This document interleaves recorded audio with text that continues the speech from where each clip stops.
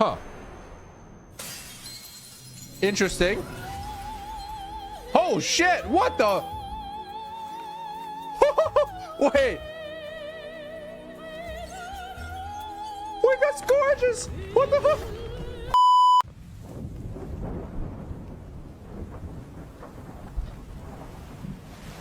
Interesting.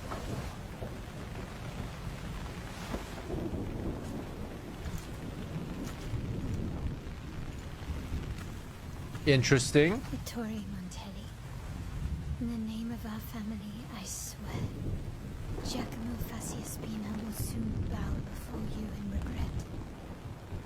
Interesting. May his repentance bring peace to your soul. That's a cool moment. I do like that. Dropping the rose on the camera. I do wonder if they could have done a little bit more of like an engulfing frame, because I'm guessing it didn't really engulf camera before it switched to black. Let's see if it was premature. Yeah, like I think realistically, if they just had a little bit more what's the word, a little bit more distance covered by the flower, and it got to the point where it was like something like this, then it could transition to the black a little bit more smoothly. It's a little weird that it's off center and only covering less than half of it before it goes to black. Small thing, could be slightly better, but yeah.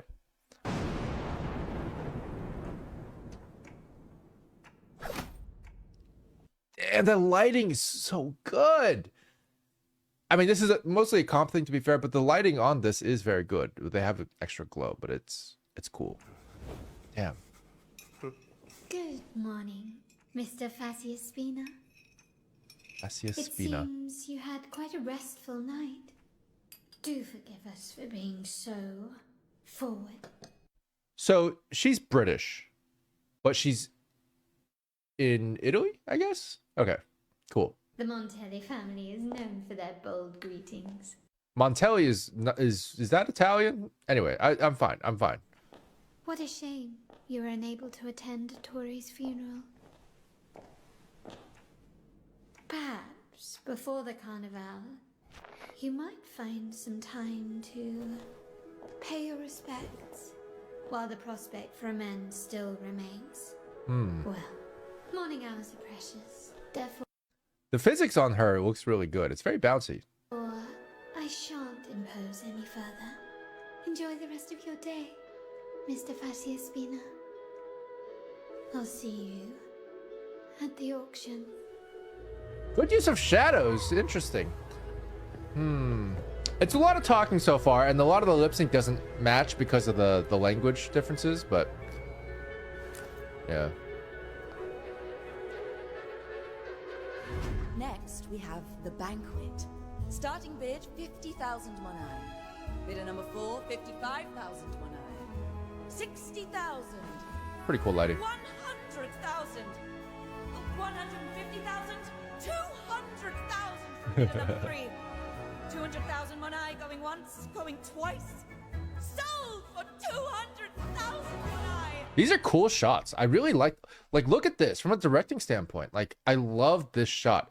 It is so like in the corner of the frame. Like, why is it so in the corner of the frame? There's a really nice composition. There's a composition goal here, really, to make her feel like something is slightly off. Something is slightly, there's something you're not seeing, right? Like behind the veil of like what she's portraying here. And that's really subtle, but it works really well. It gives a slight sense of unease. Big props to the director here. I think they're doing a good job. Yeah. To our friends, the Montellis are always generous. As for our traitors,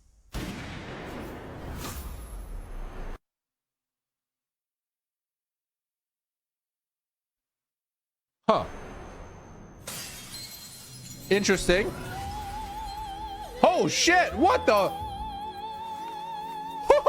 Wait. Wait, that's gorgeous. What the fuck? Okay, that was a little floaty. but that was gorgeous. That was so pretty. The slow-mo was so pretty. Holy shit. Okay, I'm gonna just go back to this real quick. Check this out.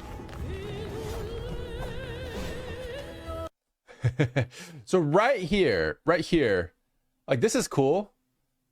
Also, I love the arcs on her sleeves because that's great. But like right here,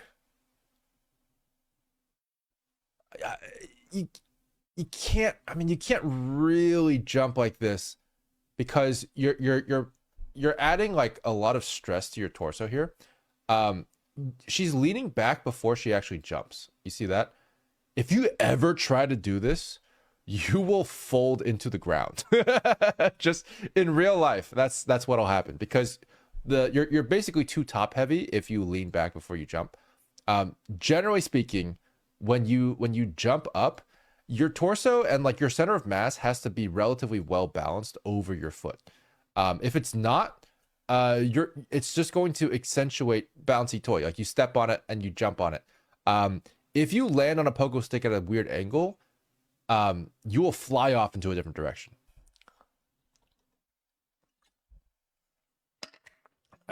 Anyway, I thought for a second that her back was gonna break. Yeah. Well, she is a fantasy character with fantasy strength after all.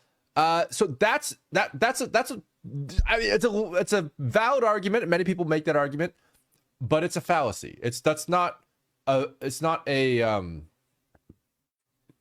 proper justification for those kinds of things. So the reason why is because a big part of animation and just general like fiction and storytelling as a whole relies on your suspension of disbeliefs. Yeah, I think it's 42, but I think they did it on purpose because they said they incorporated dance-like movements into our moveset and character. So yeah, Rocco, I agree with that. They're not doing something, they're not trying to do a standard movement, but there's still something a little bit off about it. So like if I can see what they're going for. They're going for this sort of like elegance that shows a mastery of like balance and physicality. So this one in particular, if we go back to this, you'll notice that like in order, like let me just show you how this should look in theory if she was a dancer, right? First of all, I don't know how I don't know how this works. I guess I should apply. So real quick, she jumps like up. So like if it, like generally speaking, if you like look at the direction of her leg, that is an upwards force vector. You can't really like jump backwards unless your knee is like bending like this way. You see what I'm saying? Like unless your knee is like bending that way, you can't really jump backwards. But in this particular case, she does. Now, normally in real life, jumping upwards like this with your back like this, your spine would snap in half because this would just immediately go downwards and this would go upwards. That's the only way the physics would work. But regardless, she jumps upwards. One thing that's a little bit off is that she suddenly moves, she speeds up in midair. Like she's like pretty like stationary here, but then suddenly she just like flies off, which is like not physically possible, right? Generally speaking, the momentum you have midair comes from the momentum you have right when you release off the ground. That's the only way. You can't get a midair force vector unless you have a jetpack or something magical. But let's go back to the pose and see exactly what should happen. So if we were to do a recommendation of how she should actually look, this is the biggest problem. She has a pretty good stance up until this point. Like this is fine, but her torso goes up and forward a little bit too soon. So realistically, she should actually be somewhere around here. And if you have your torso around here, you can actually get like a decent wind up. I can see what they're going for. You can get a decent wind up here, where you might be able to get something or other where you can kind of go backwards. Let's see. Yeah, you can kind of go backwards here. Let's see if I can do this at 4 a.m.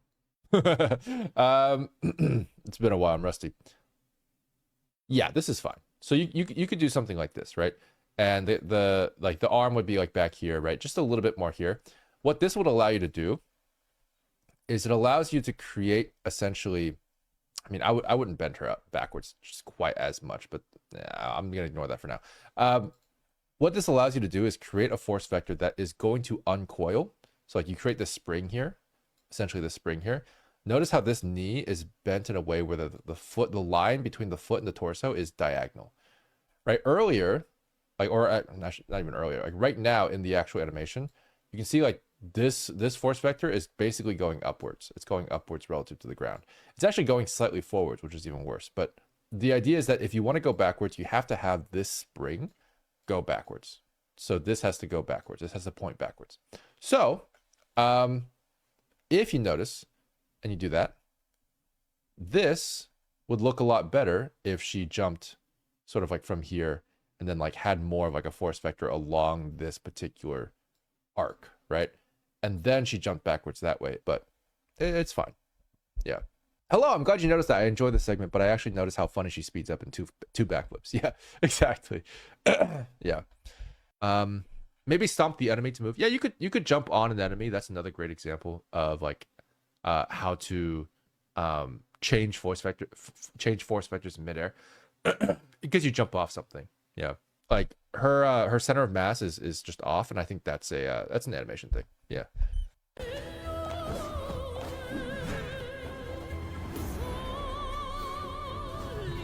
The rest of the stuff is actually pretty good. It's fine. It's a little bit more smooth than I would normally expect.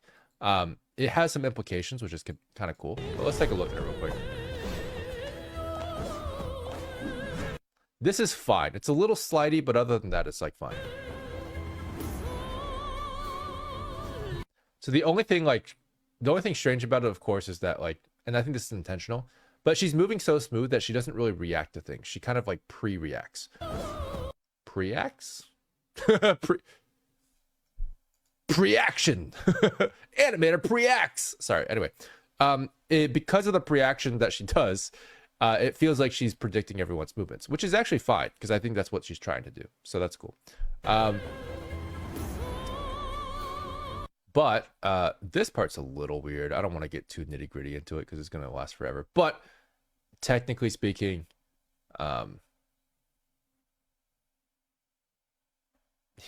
yeah. So this is a small thing. It's a small thing, but like she lifts her foot too early here.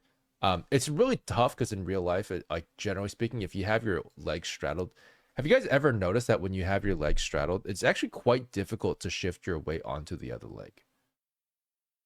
Like try it.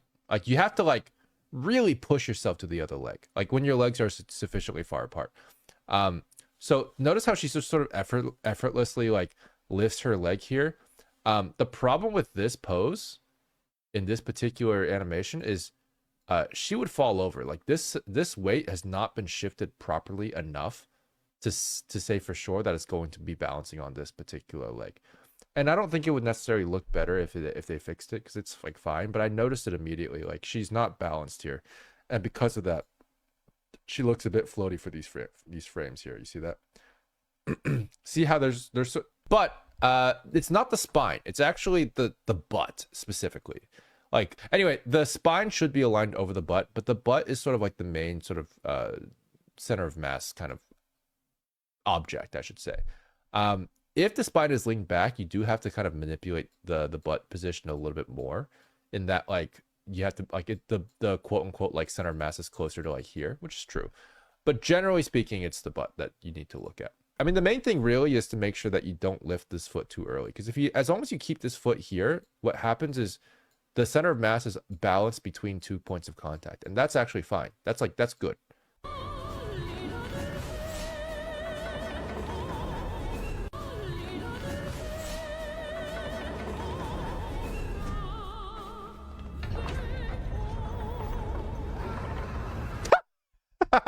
Sorry.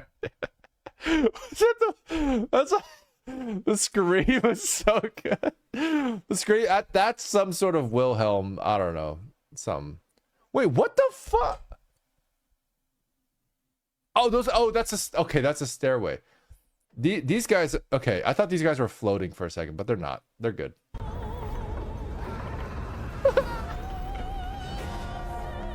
That's sick. Good walk.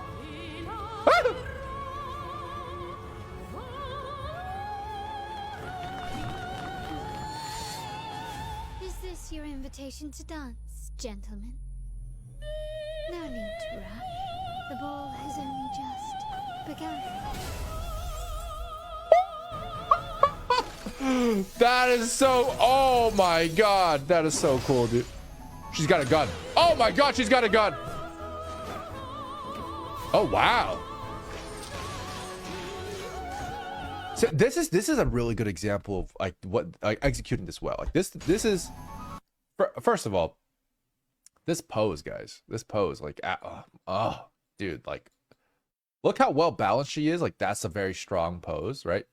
And then like just like her aura's, it's very good. It's very good. Check this out.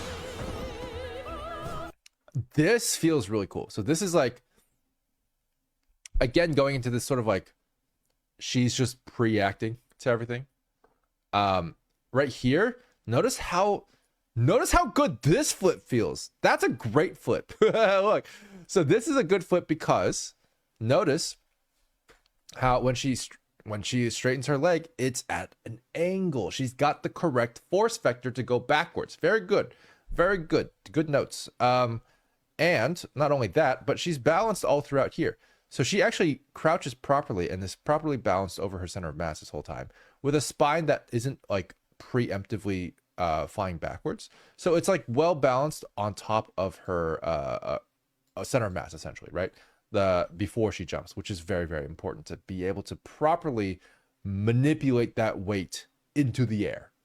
So very good, but essentially the same move. So it's really cool to see that demonstration. Let's see. So I really like that execution.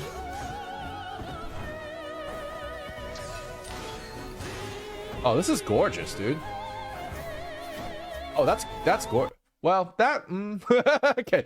So everything is looking fantastic. Everything's so smooth. It's very, very smooth here. I like that a lot. This gorgeous arcs, just absolutely gorgeous arcs here, right? We love it. We love it.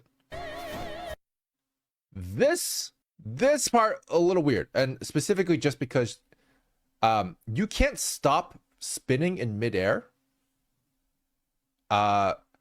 So you're sort of left with the whatever momentum that you happen to have. Like, you can't really stop spinning. You can manipulate what your spin visually feels like, but you can't physically stop spinning.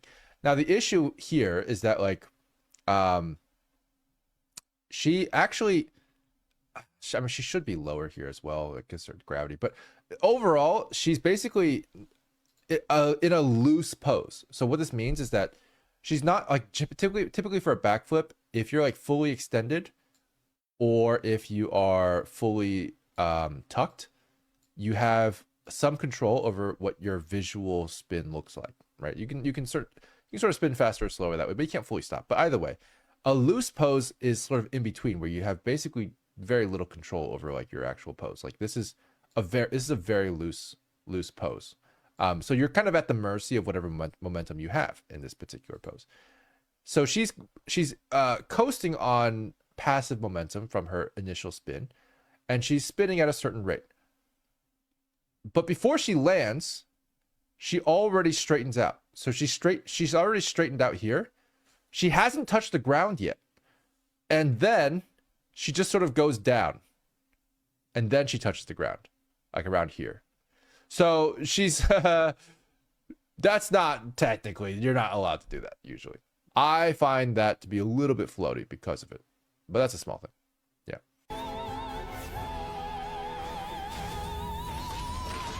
Ah, she did it again. Okay, she's almost good here. She's almost good. This is gorgeous. Right here, her center of gravity or center of momentum is like over here, and that should be, without a support system over here to like stop her from like falling, she would just topple over, unfortunately. The only thing that you could argue that isn't letting her do that is like the gun maybe has some recoil. That hasn't actually been shown pretty much anywhere, but if it did have some recoil, maybe, but it's not being emphasized in a way that makes sense to me anyway.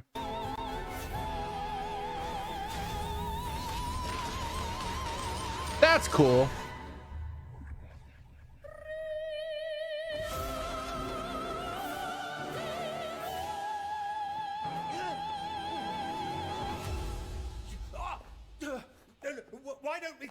a deal. You can have the Festiaspina estate on Breda Street. And 10 chests of Monai. No, wait. Are you really willing to be a gun in someone else's hands? Carlotta! Oh, it's Carlotta. It's been Carlotta this whole time, guys. You guys didn't tell me. You didn't tell me it was Carlotta. I'm just saying Carlotta this whole... It's Carlotta. Okay, it's Carlotta. Cool, we're good. That was good, though. I thoroughly enjoyed this particular video. I will say one small thing before I move on. This particular pose stood out to me. I don't know why this pose doesn't really work for me.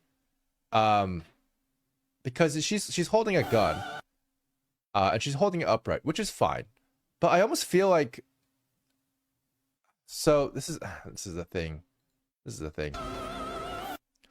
So, when you're holding a gun, like a rifle, up, and you want it to be kind of like a passive, like, pose, I feel like the forearm has to be straight. Because a big part of the pose being, like, passive and, like, supportive is, like, you don't have to engage your bicep, like, a whole lot.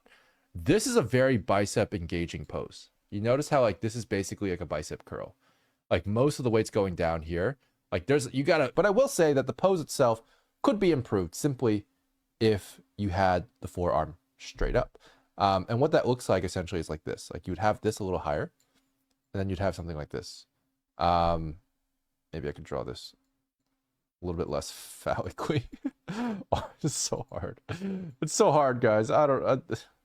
Maybe not the best choice of words. Okay. Something like this, right? So if you have like something like this, you'll notice it feels more balanced. Like, it just feels a bit more balanced. I might even move it a little bit closer to her body, but I don't want to redraw it. But the idea here is that the bicep is no longer being engaged in this particular pose. What's being engaged actually is the front delt, which is, yeah, the front delt and the delt itself, like these areas here. So the reason is because, like, this is actually just pushing down directly and not engaging the forearm at all. The forearm is actually quite relaxed because it's balanced over the elbow. That allows this pose to feel a bit more relaxed. Yeah. So that's just my opinion. It's a very small thing. Even if the gems have no weight, her arm has weight. Like, her forearm has weight. Her wrist has weight. These are still things that need to be considered as, like, human comfort, right? If someone can choose a pose that's a little bit more comfortable, then why not? You know? Perfect. Anyway. Cool. I do kind of want to watch this again. No need to rush. The ball has only just begun. That's so pretty, dude. That's so cool. So cool. So cool.